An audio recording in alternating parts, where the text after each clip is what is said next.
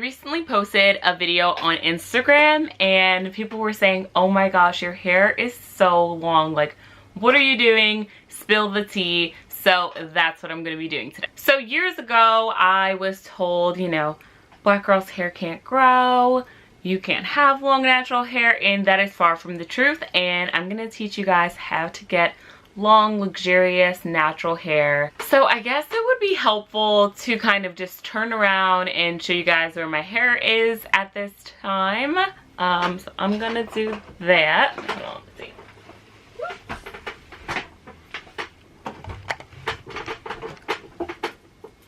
So it's curled right now, but it is right here. My bra strap is about here, so yeah, that's about how long it is when it's curled. That's the end of my bra strap. There's a terrible misconception that black girls can't have long hair, and I'm going to debunk that today with these tips. So if that's something that you're interested in watching, then stay tuned. My first tip is to section your hair in 6 sections when you are washing it. I like to use clips that I kind of section each thing, and I do it in like a nice jumbo juicy twist, and I wash them in those respective sections.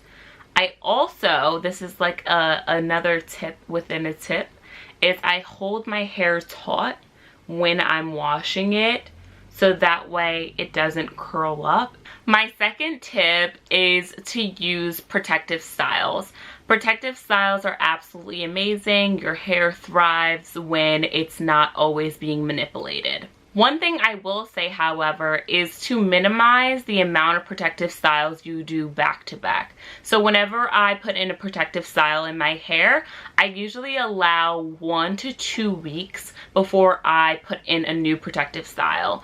As you're putting protective styles in your hair, especially if you're utilizing some type of extension, the weight of the extension is on your hair. So you do want to give your hair the opportunity to just breathe. You want your scalp to be able to breathe, especially if you're using synthetic hairs. So I would recommend to use protective styles. 3 of my favorite protective styles are twists, braids, and sew-ins.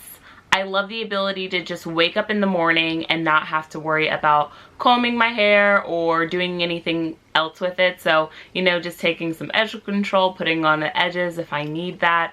Say if my style's starting to get a little bit older. But yeah, I love, love, love a protective style. Another recommendation that I have in regards to protective styles is to make sure that you know the person who is doing your protective style. You want to make sure that if you're going to be putting your hair away for a couple of weeks, that your hair is completely moisturized, and also that they're not ripping out your edges.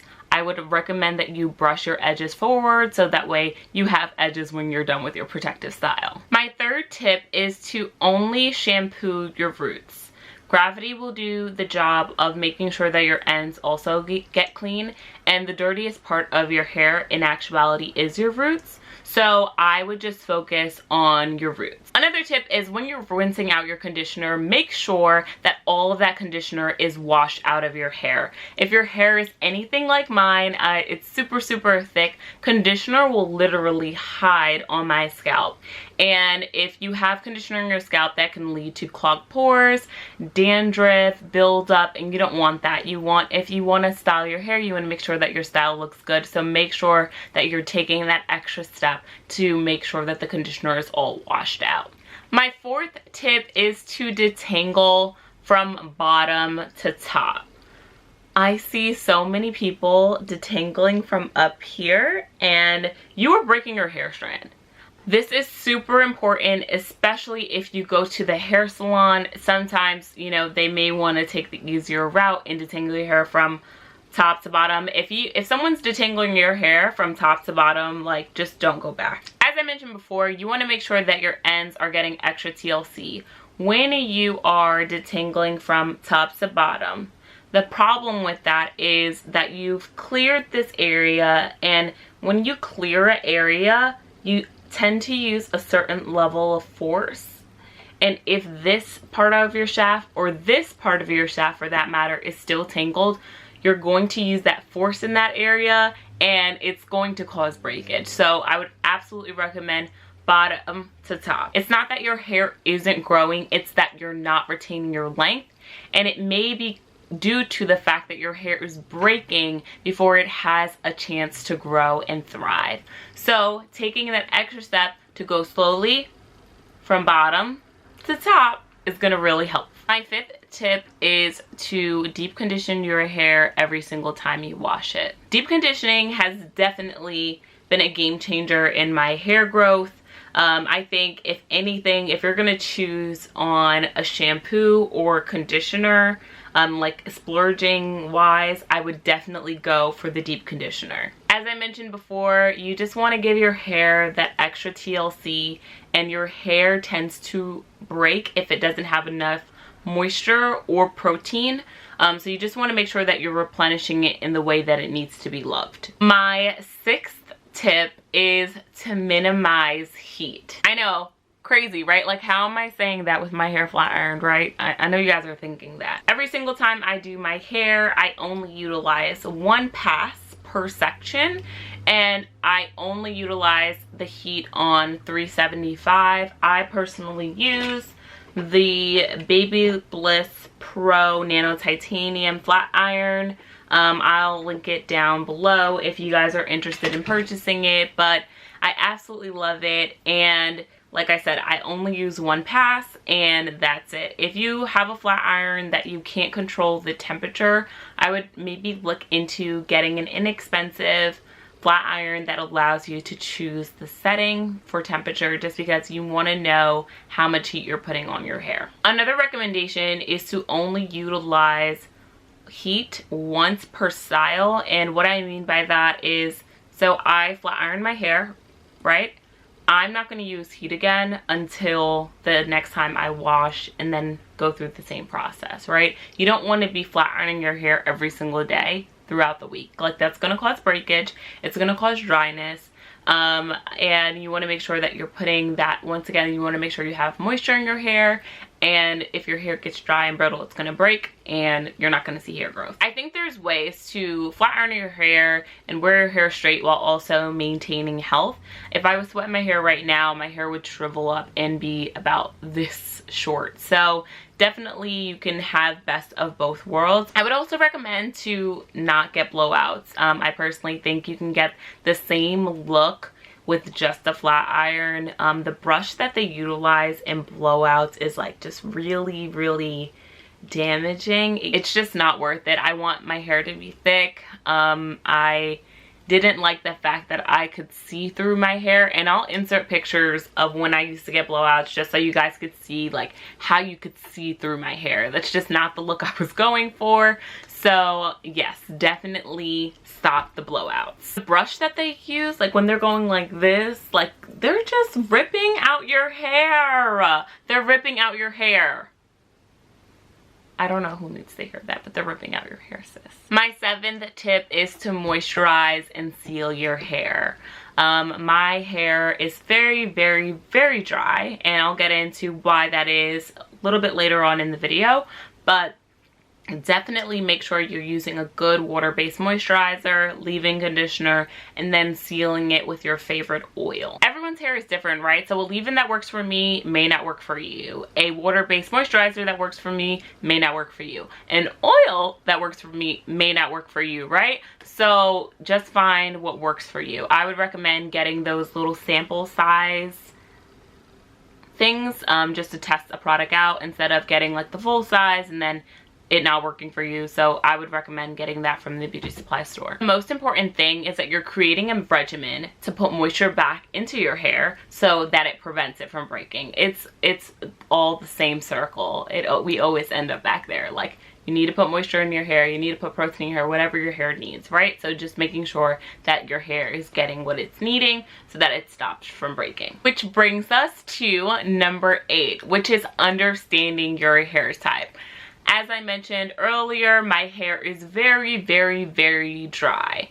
And the reason that it's dry is because I have high porosity hair. There are 3 types of hair types: high porosity, low porosity, and balanced hair. I personally have high porosity. I don't know if I know all of the technical lingo, but essentially what high porosity hair means is that your hair strand has a lot of holes in it, and due to your hair having a lot of holes in it, it gets wet really fast, right? So obviously if you have a hole in a bag, water will be able to permeate through it quicker, right? So water goes into my hair really quickly, but equally it also flows out of my hair really quickly. So I can hop in the shower, my hair will get wet really quickly, but it also will leave my hair really quickly. So when it comes to moisturizing my hair, I need to do a very, very good job at sealing my hair to make sure that that moisture doesn't leave. Because once again, if your hair is not moisturized, for me personally, if my hair is not moisturized and I'm trying to brush it or manipulate it, it's going to break. Another reason why you need to know your hair type is because your hair regimen will be centered around your hair type, right? So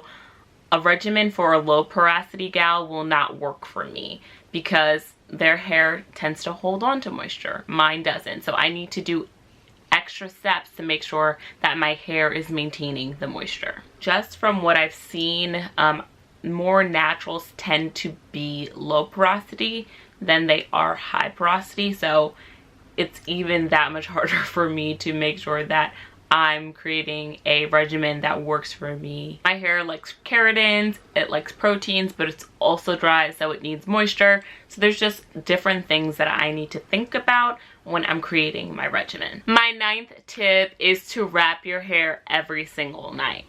Sometimes I'm lazy and I don't want to wrap my hair, but then my hairstylist told me, like, no, you need to wrap your hair every night because you're starting to get some split ends, and it's because of the friction on your pillow at night. So make sure you get a nice silk scarf to make sure that you're wrapping your hair every single night to protect those hair strands. My 10th tip is to trim your hair.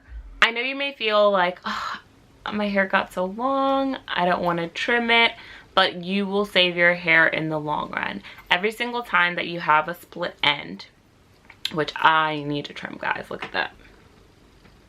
Ass needs to trim. Every single time that you have a split in your ends, the split travels up your hair strand, making that hair strand weaker, leading to breakage, right? So stopping that split end in its tracks is what you want to do. With that, I recommend that you go to a good stylist that knows what they're doing and knows how to cut hair. Personally, for me, I had to cut a good portion of my hair off when I went for my last trim, and that's due to the fact that my last stylist was only cutting at the exterior of my hair but not the interior of my hair. So the interior of my hair had tons of split ends and it wasn't healthy, and I just said, okay, take it off, it'll grow back. And my hair is actually longer than when I originally cut it. So make sure that you're going to a stylist that knows what they're doing so that you don't have to have any setbacks. Growing long hair is possible and achievable, so don't let anyone tell you that it isn't.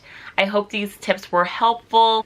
So that's it for today's video. I hope you guys enjoyed these tips.